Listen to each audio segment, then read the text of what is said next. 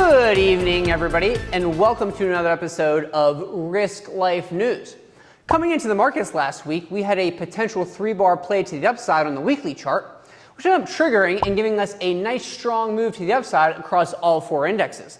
The NASDAQ once again seemed to be leading the way, with lots of tech names continuing their strength. NVIDIA reached new all-time highs. Nobody tell Eric Marcus. I warn caution to all traders coming into next week because next week is OPEX week. Some people might call it OPEX week. I don't fucking know what it's called. All I know is it has typically been very tricky, choppy action to trade. In this week's Tradefluencer news, we had Jake Ricci with a very touching Dear Markets video. He also made $250,000 on one snow trade. The teleprompter said $250,000.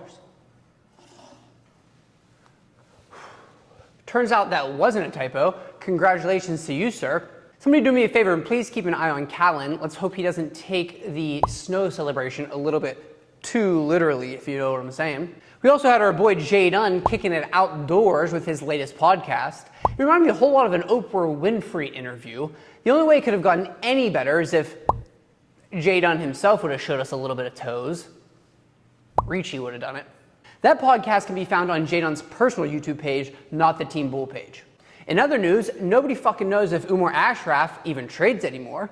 That being said, he seems to be building an army of traders in Dubai.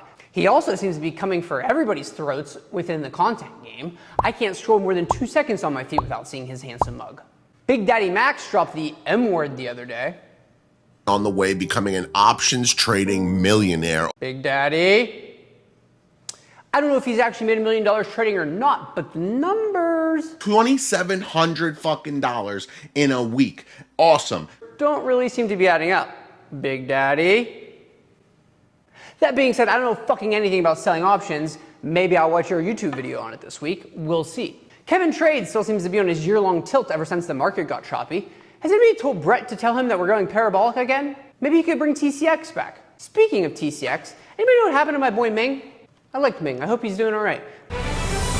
In this week's personal trading news, I was trading my Apex 50K eval account. It has a $2,000 profit target on it. I got the account to $51,998. I very slightly miscalculated my exit, leaving myself $2 short of the profit target. Simple, right?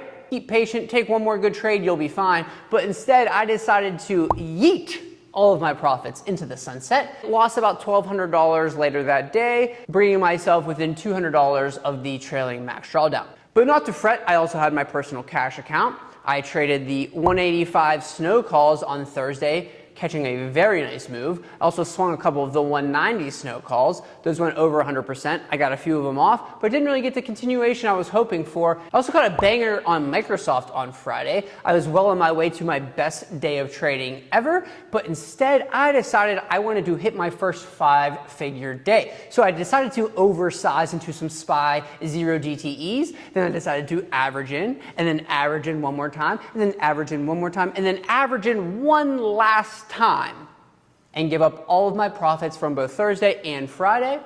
As the late great Mrs. Gump once said, stupid is as stupid does. That's the risk life, baby.